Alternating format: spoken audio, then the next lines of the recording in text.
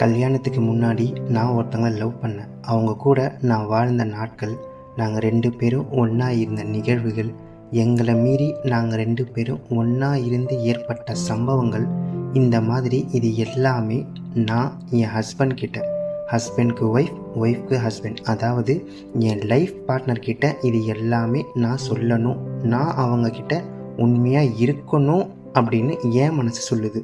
இப்போது நான் என்ன பண்ணணும்? சொல்லணுமா இல்லை சொல்லக்கூடாதா? இதுக்கான பதில் நீங்கள் தெரிஞ்சுக்கிறதுக்கு முன்னாடி ஃபஸ்ட்டு இதை தெரிஞ்சுக்கங்க. நீங்கள் உங்கள் லைஃப் பார்ட்னர்கிட்ட உண்மையாக இருக்கணும் அப்படின்ற எண்ணம் உங்களுக்கு எங்கேருந்து வந்தது? இது ஒரு சீரியல்லையோ இல்லை படமோ இல்லைனா உங்கள் ஃப்ரெண்டோ, இல்லை இது எதுவுமே இல்லாமல் இப்போ இருக்கிற சோஷியல் மீடியாவில் நீங்கள் எவ்வளவோ வீடியோவை பார்த்துருக்கலாம். அவங்க சொல்கிற சில விஷயங்கள், சில உண்மைகள், இது எல்லாம் பார்க்குறப்போ உங்கள் மனசுக்குள்ளே ஒரு தனிப்பட்ட உணர்வு ஏற்படும். இல்லை, நான் என் லைஃப் பார்ட்னர்கிட்ட உண்மையாக இல்லை, என் பாஸ்டில் நடந்த விஷயம் நான் அவங்கக்கிட்ட சொல்லாமல் மறைச்சிட்டேன், இது தப்பு அப்படின்னு உங்களுக்குள்ளேயே நீங்கள் அழுக ஆரம்பிச்சிடுவீங்க. அந்த நேரத்தில் உங்கள் மேலே உங்களுக்கே ஒரு குற்ற உணர்வு ஏற்படும். நான் இப்போ என்ன பண்ணுறது, சொல்லிடட்டுமா? அப்போ தான் என் மனசில் இருக்கிற பாரம் கொஞ்சம் கம்மியாகிடும் அப்படின்னு தோணும். இப்போ நான் 2 விஷயம் உங்ககிட்ட சொல்கிறேன். ஃபஸ்ட்டு, நீங்கள் பாஸ்டில் நடந்த விஷயத்த சொன்னால் என்ன நடக்கும் அப்படின்றதையும் நான் சொல்கிறேன். செகண்ட், சொல்லாமல் இருந்து நான் சொல்கிற விஷயத்த நீங்கள் செஞ்சால் உங்கள் வாழ்க்கை முழுவதும் நீங்கள் ரொம்ப ஹாப்பியாகவும் எந்த குற்ற உணர்வும் இல்லாமல் வாழ்வீங்க அப்படின்றதையும், இந்த 2 விஷயத்தையும் நாம் இப்போ பார்க்க போகிறோம். ஓகே? கல்யாணத்துக்கு முன்னாடி உங்கள் பாஸ்டில் நடந்த விஷயத்த உங்கள் லைஃப் பார்ட்னர்கிட்ட சொன்னால் ஃபஸ்ட்டு இதுதான் நடக்கும். அவங்க மனசில் உங்களுக்குன்னு ஒரு இடம் இருக்கும். அதில் இவ்வளோ நாள் நீங்கள் அவங்க கூட வாழ்ந்துருப்பீங்க.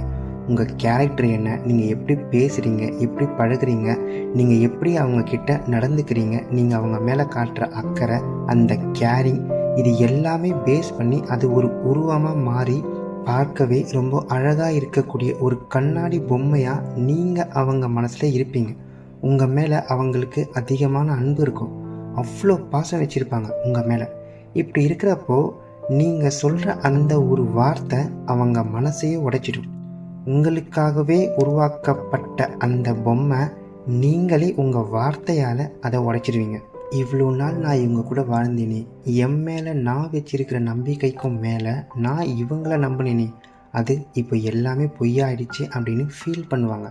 அதை அவங்களால வெளிப்படுத்த முடியாது. ஆனால் கண்டிப்பாக அவங்க மனசில் அந்த வலி இருக்கும். இப்போது இந்த நொடி உங்களுக்கு எப்படி ஃபீல் ஆகுது? இதை நீங்கள் எப்படி உணர்றீங்க? இப்போது நான் இன்னொரு விஷயம் சொல்லட்டுமா? இப்போ நீங்கள் கேட்ட ஒவ்வொரு வார்த்தையும் உங்கள் பாஸ்டில் நடந்த எல்லா சம்பவங்களுமே, இது எல்லாமே உங்கள் லைஃப் பார்ட்னர் உங்கள் கிட்ட சொன்னாருன்னா, அதாவது நீங்கள் இப்போது அவங்களா இருக்கீங்க, அவங்க நீங்களாக இருக்காங்க, இப்படி வச்சுப்போம். ஸோ உங்கள் மனசில் அவங்களுக்குன்னு ஒரு உருவத்தை செதுக்கி அந்த அழகான பொம்மையை அவங்க சொல்கிற வார்த்தையால் அவங்களே அதை உடைச்சா, நீங்கள் அவங்க மேலே வச்சு இருக்கிற நம்பிக்கையை அவங்களே உடைச்சா எப்படி இருக்கும்? இதை நீங்கள் ஏற்றுப்பீங்களா? அந்த வலியை உங்களால் பொறுத்துக்க முடியுமா? என் லைஃப் பார்ட்னர் என்கிட்ட உண்மையாக இருக்காரு அப்படின்ற ஒரு எண்ணம் இருக்கும். ஆனால் நான் நினச்ச மாதிரி இவங்க இதுக்கு முன்னாடி உண்மையாக இல்லையே அப்படின்ற வலி தான் அதிகமாக இருக்கும். உங்களுக்கு இப்போ எந்த மாதிரி வலி இருக்கோ சேம் அதே மாதிரி தான் அவங்களுக்கும் இருக்கும். உலகத்தில் மனுஷனாக பிறந்த எல்லாருக்குமே வலி அப்படின்ற உணர்வு ஒரே மாதிரியாக தான் இருக்கும். நான் ட்ரிங்க் பண்ணுறவனாகவே இருந்தாலும் என் ஒய்ஃப் என்கிட்ட மட்டும் உண்மையாக இருக்கணும். சேம் அதே மாதிரி உங்கள் ஹஸ்பண்ட் ட்ரிங்க் பண்ணுறவராகவே இருந்தாலும் என் ஹஸ்பண்ட் என்கிட்ட மட்டும் உண்மையாக இருக்கணும் அப்படின்ற உணர்வு உங்களுக்கு வரும். புரிஞ்சிருக்கும் அப்படின்னு நான் நம்புகிறேன். செகண்டாக ஒரு விஷயம் நான் சொல்கிறேன் அப்படின்னு சொன்னேன் இல்லையா? இப்போது அதை பற்றி பார்ப்போம். இது ஒரு கற்பனை உலகம். நீங்கள் இப்போது உங்கள் கற்பனை உலகத்தில் இருக்கீங்க. அதுவும் உங்களுக்கு பிடிச்ச இடம். எக்ஸாம்பிளுக்கு சொல்லணும் அப்படின்னா, நீங்கள் இயற்கையோடு ஒத்து போகிறீங்க. இப்போ நீங்கள் இருக்கிற இடம் ஒரு கடலாக இருக்கலாம், ஒரு தீவாக இருக்கலாம், சில மலைகள் அங்கே இருக்கலாம், அது ஒரு காடாக இருக்கலாம். அங்கே அழகான மரங்கள், அந்த மரத்தில் அழகழகான பூக்கள், அந்த பூக்களும் உங்களுக்கு பிடிச்ச மாதிரி நீங்கள் விரும்புகிற அதே மாதிரி ரொம்ப கலர்ஃபுல்லாக இருக்குது. நீங்கள் ரொம்ப ரொம்ப சந்தோஷமாக இருக்கீங்க. ஏன்னா அந்த இடத்துக்கு கூட்டிகிட்டு வந்ததே உங்கள் லைஃப் பார்ட்னர் தான். 2 பேரும் ஹாப்பியாக அந்த இடத்தை என்ஜாய் பண்ணுறீங்க. அவங்க கையோடு உங்கள் கை ஒன்றா சேர்த்து அவங்க தோள் மேலே நீங்கள் சாஞ்சி ரொம்ப சந்தோஷமாக இருக்கிற அந்த மூமெண்ட்டில் உங்களையே அறியாமல் உங்கள் கண் கலங்கி உங்கள் வாழ்க்கையில் நடந்த அந்த இன்சிடெண்ட்டை உங்கள் லைஃப் பார்ட்னர்கிட்ட நீங்கள் ஷேர் பண்ணுறீங்க. அவங்களும் அதை உணர்வுபூர்வமாக புரிஞ்சு பெருந்தன்மையாக ரொம்ப அழகாக ஒரு வார்த்தை சொல்கிறாங்க. ஹே, நான் உன்னை மன்னிச்சிட்டேன்ப்பா, போதுமா? இதுக்காகவா நீ கண் கலங்குற? இதுக்காகவா நீ அழுவுற? எனக்கு தெரியும் நீ என்னை எவ்வளோ நேசிக்கிற அப்படின்னு. சேம் அதே மாதிரி நானும் உன்னை அவ்வளோ நேசிக்கிறேன். இதுக்கு முன்னாடி என்ன நடந்ததோ அதையெல்லாம் மறந்துடு. இதுக்கப்புறம் நாம் லைஃப் லாங் சந்தோஷமாக வாழ்வோம், ஓகே அப்படின்னு சொல்கிறாங்க.